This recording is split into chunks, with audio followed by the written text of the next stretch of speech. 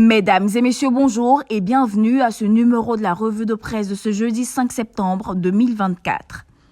Fraternité Matin ouvre avec le sommet Chine-Afrique qui se tient en ce moment à Beijing. Le confrère relayant une intervention du vice-président Tiemoko Meile écrit que la Côte d'Ivoire ne veut plus demeurer qu'exportateur de matières premières. Une option qui vient à propos si l'on s'en tient à la manchette de l'Inter qui rapporte que dans les domaines de l'agriculture et de l'industrie, il plane une grosse menace sur les pays producteurs car un substitut de cacao est fabriqué en laboratoire. En Chine où se tient le sommet sino-africain, le Jour Plus informe à sa grande une que le président Alassane Ouattara a été élevé au rang de président honoraire. La presse quotidienne nationale a déjà la tête en octobre 2025 où aura lieu la présidentielle et la maîtrise du terrain ainsi que tous les rouages afférents se jouent maintenant.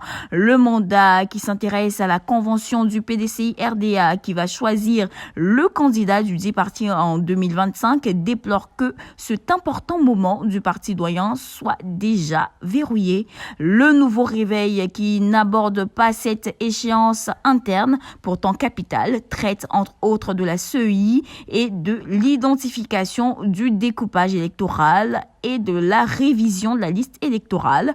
Le confrère appelle l'opposition à arracher à Ouattara un dialogue politique plus inclusif. Dernièrement, de ce côté, décide de mettre fin à toutes les supputations après le récent discours de Thiam. Pour ce journal proche du PDCI, ce sont des pics de Thiam qui piquent en face et précise que le RHDP est la seule cible du président du PDCI-RDA. Le RHDP qui semble n'avoir cure de ce genre de sortie est focus sur la présidentielle 2025. À preuve, selon le Patriote à 13 mois de la présidentielle, le RHDP opte pour un corps à corps non-stop.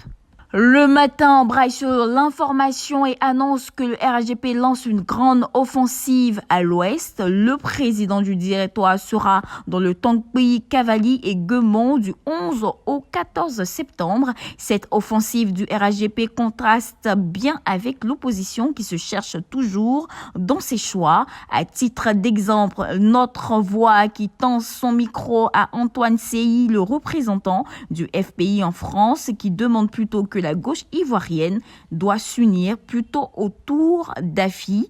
La une de l'Avenir traduit éloquemment la déchirure au sein de l'opposition. À preuve, un lieutenant de Soro charge Thiam en lui crachant au visage qu'il est arrogant et opportuniste. Avant de se quitter, jetons un coup d'œil sur la une de Soir Info qui nous déporte à Grand-Bassam où un jeune homme accusé d'avoir trahi son groupe, un jeune homme pourchassé, rattrapé et tué à coups de couteau, plusieurs suspects activement recherchés. Terminons à l'international avec l'Inter qui écrit que dans le cadre de la lutte contre la variole du singe, des doses de vaccins arrivent en RDC aujourd'hui. Mesdames et messieurs, voici ainsi égrené l'essentiel de l'actualité. Nous vous donnons rendez-vous demain, même heure, même canal. D'ici là, portez-vous bien.